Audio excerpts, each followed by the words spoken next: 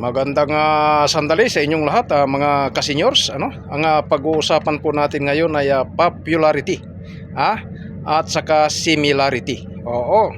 Si dating Vice President Jomar Binay, Jomar, ay popular po yan dahil siya po ay mayor ng business capital ng Philippines. Yan po ay ang Makati City.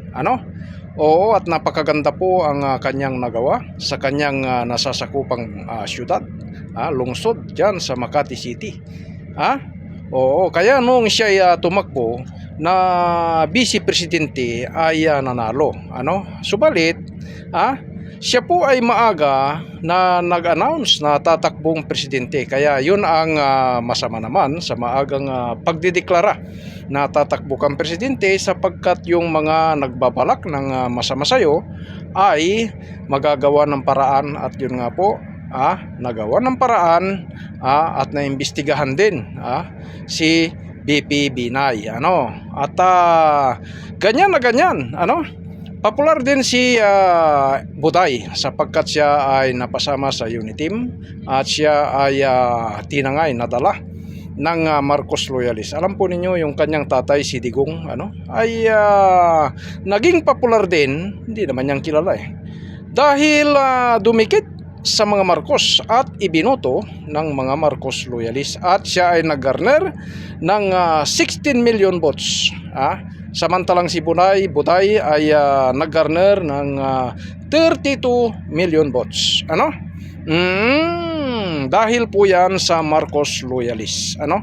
Oo, at si Buday ay maaga rin na nag-announce na siya ay tatakbong pangulo sa 2028, at yan nga po ang nangyari. Dahil sa kanyang maaga na pagdideklara, parang nagawan din ng paraan upang siya ay nakasala ngayon sa impeachment. Oo, subalit itong kay Buday, kaya siya naimbestigahan ngayon, kagagawan din niya. Siya ay nagsabi na ipalilikida ang tatlong tao, Pangulo, First Lady at dating Speaker. Oo. Kaya yung popularity at similarity ni BP Binay, dating BP, at itong si BP Inday Buday, ay magkapareha. Oo, naging popular po itong dalawang ito, magkaiba naman ang dahilan. Si Buday ay popular dahil dumikit sa Uniteam, naging kasama ng Pangulong BBM sa ticket. Oo, at nakuha nila ang boto ng Marcos loyalist. Alam po ninyo, ang Marcos loyalist ay matagal na nagtimpi.